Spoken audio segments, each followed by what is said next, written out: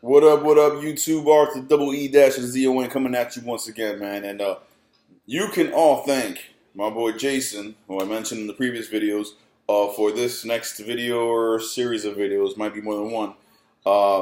He just got the juices flowing, man. He and I were talking earlier today while I was at work during break, talking back and forth on Facebook Messenger about the WiiU and how the last video I made him want to connect his, and he's been trying to finish up his collection of the WiiU.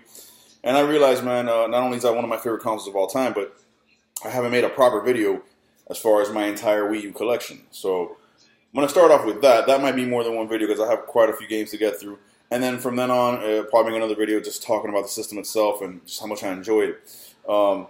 Like I said, I got a good amount of games to go through. And keep in mind, while I go through these games, this is just physical. I have a 2 terabyte hard drive hooked up to my WiiU that has quite a bit of games installed on it. Those games, if I remember them, I'll mention them, but I'm not really focused on that. I'm just focused on my physical collection right now. And also, since we're talking WiiU, can't do that without showing off the gamepad and the Pro Controller. Man, this console, man. I invested so much in this console, and despite its lackluster sales as far as its commercial success or lack thereof, I don't give a rat's ass, man. It is one of the best consoles I have ever owned, and it paid me back in full. I mean, I talk about this a lot when I talk about systems. You know, on launch day, I put down, it was either $300 or $350. I think it was $350. I put down $300 to $350 on this console out of my pocket day one. It's an investment, you know. Not to mention, you know, the Pro Controller was more money, and different accessories I bought for it were more money. My 2 terabyte hard drive was more money invested in this ecosystem, in this console. And the WiiU is one of the few consoles that paid me back the first time I turned it on. The very first time I powered that console on, did the day one patch and you know that stuff, and put in my launch game, which was WiiU, which is the one physical game I own that is not currently here. I lent it to a friend of mine so that he can see what the WiiU had to offer. But that was the first game I ever bought for it. And I put it on from the minute I powered that game on and got into the first 5 minutes of it. Immediately, I had the feeling of, okay, this console is worth more than what I put into it. And the investment's already been paid. But you know, having said that, I'm just going to go through the entire collection, talk a little bit about each game.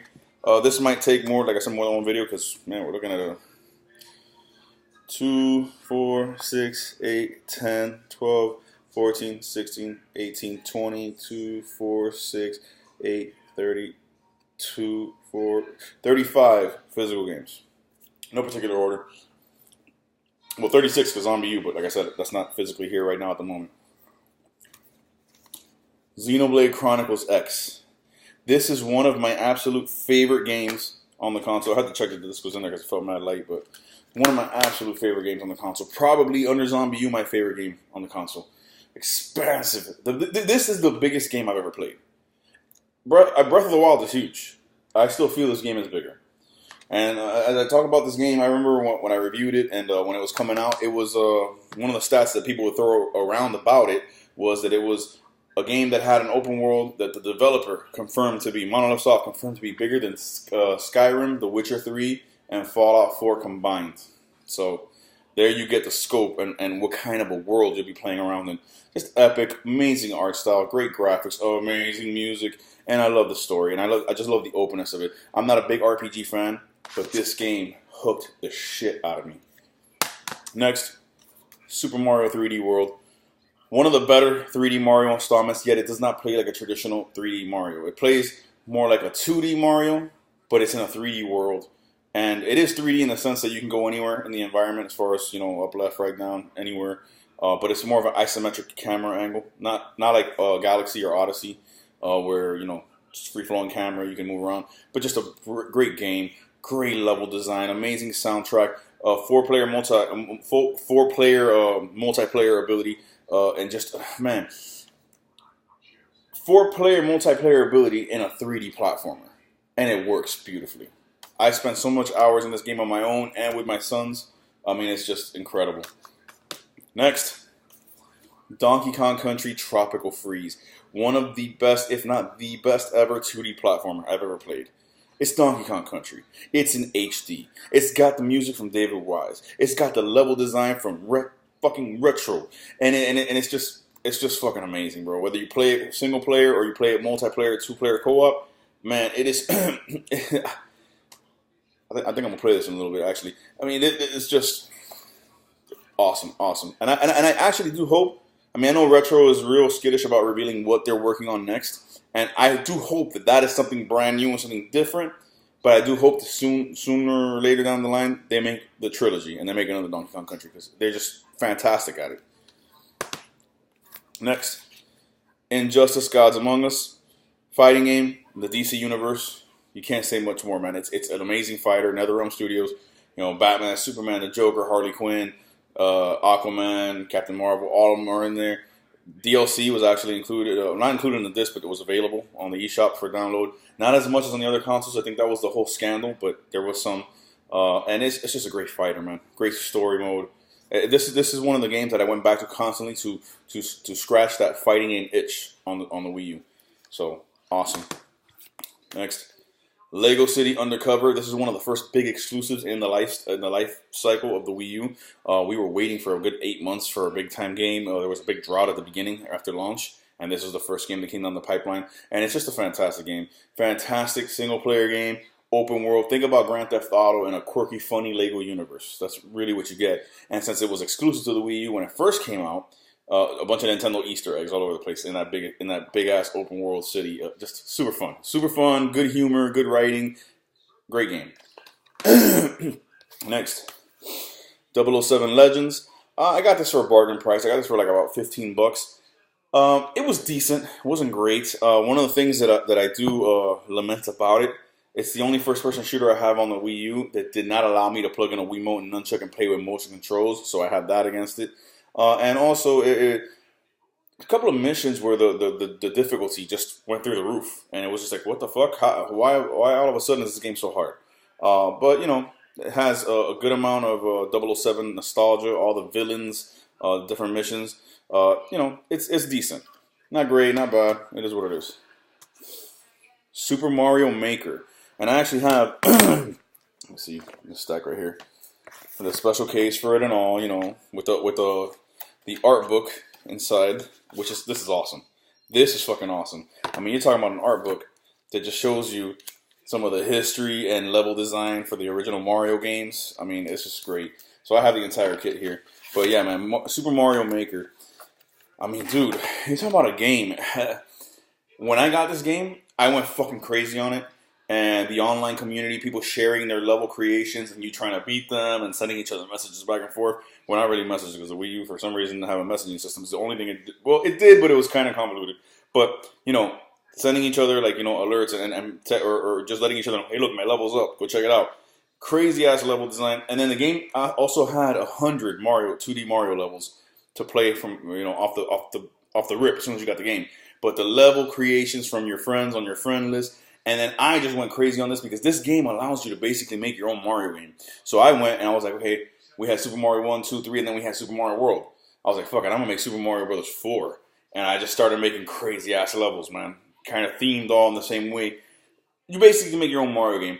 I felt when this came out, it was so good and it allowed you to do so much that 2D Mario games are basically obsolete. As great as they are, you have the tool here to make your own. So, awesome game. Right, I'll never forget when this came out, man. We all went, us Wii U owners went crazy on it. Paper Mario Color Splash. This game, I actually, my son got it for Christmas about 2 years ago. It's decent. It's not the best Paper Mario game, but graphically it's beautiful. And like all the Paper Mario games, it's not a bad game. It's a pretty damn good game. It's just in the 4 or 5 Paper Mario games we've had, it's probably the weaker one. But it's fun, it's engaging, it's funny, the writing is good, the dialogue is good, and it's just your typical Paper Mario game. Next, Monster Hunter 3 Ultimate. I got this early in the Wii U's life cycle. I'm never a big Monster Hunter fan, and I'm still not a huge Monster Hunter fan. But this was fun, it was engaging. I did hook up with a friend of mine, one of my subscribers on YouTube. Goes on the Wii U, and I think on Switch, he goes by the name Conscience. Either way, I forget his real name, but he was a big time Monster Hunter fan, and I had to hook up with him because this game has a huge learning curve. If you're not a Monster Hunter fan, you're gonna have a hard time getting acclimated to the world of Monster Hunter and how the game plays. But I was fortunate enough to have him, hook up with me, and we would play online together. So you could play up to 4 people online, going out and hunting these monsters. And he taught me how to craft. He taught me, how to build certain weapons and all that. And it was just fun. And then it also, again, this is why the Switch is not as good as the Wii U. As much as I love the Switch, voice chat right here through the little speakers on the gamepad. No headset or nothing. Voice chat right here. Boom, playing. Great game. Nintendo Land. This game with the 32 gigabyte bundle of the Wii U, which is what my sons ended up getting when they got their Switch. Their mother, my ex-wife, called me and said, "Hey, look, you got some games here. I know you collect. Would you be interested in it?" I said, "Fuck yeah, I'll take Nintendo Land." Pretty good, man. I mean, it's no Wii Sports, but it is the tech demo, so to speak, for the system. Shows you what the gamepad is capable of, and a bunch of different Nintendo franchises all like grouped together in this theme park, which is like everybody's dream. That's why we can't wait for Super Nintendo World to open up in Universal Studios and whatnot. It's a different story, but it is fun. It's worth your time, and it's definitely worth a purchase if you guys can track it down. Next, oh my goodness.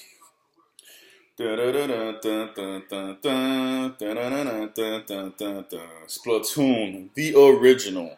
This game, as much as I love Splatoon 2, and I told this to my boy Jason when we were talking back and forth about the system through Facebook Messenger, he has this sealed, still unopened. He's like, "I can't believe I never played it." I'm like, "I can't believe it either," because this is the shit. This is one of the triumphant moments of the Wii U's life cycle. Brand new IP from Nintendo, and as much as the second one on Switch is a better overall game, there's just magic with this title, man. From the level design, from the way Nintendo trickled out free updates and free levels and free gear, all that throughout a year plus after this game's release. Man, Splatoon 2, I was on this shit all day. And, this is one of those games that points to the Wii U having a much better functioning online system than the Switch. I mean, I remember being on this online all day because this is strictly an online game. I mean, the single player campaign is whatever. It's cool, but the bread and butter is online, and I never had a problem. I was there all day, hours, bro. I have 100+ hours online in this game. It's phenomenal, man. Video's about to finish, so we're definitely gonna have a part 2, maybe even a part 3. But next, Sonic All-Stars Racing Transformed. Got this very early on in the Wii U's life cycle. A very, very fun kart racer. Actually rivals Mario Kart in a lot of ways, graphically, track design and stuff like that. The only issue with this game is, it's Sega compared to Mario Kart. It's Sega characters compared to Nintendo characters. There are some truly memorable Sega characters, but just not as much as Nintendo. And then also the learning curve. It's a much more challenging, much more difficult game than Mario Kart, but it is fun. And the fact that your vehicle can transform from a car to a boat to a plane, and it does it on the fly. That reminds me of Diddy Kong Racing, but the fact is that this happens all in one race. You'll be racing on track, and all of a sudden you'll jump in the water, and your car will turn into a boat. And then it'll go off a waterfall, and it'll turn into a plane you're flying. All in the same track, all in the same race. Awesome, awesome game, man. And some really cool Sega-themed locations and soundtrack is Sega nostalgia throughout the ears, man. Anyways, man, we still got a shitload of games to go through, so I'm going to come back with part 2, Wii U collection. You know what's up.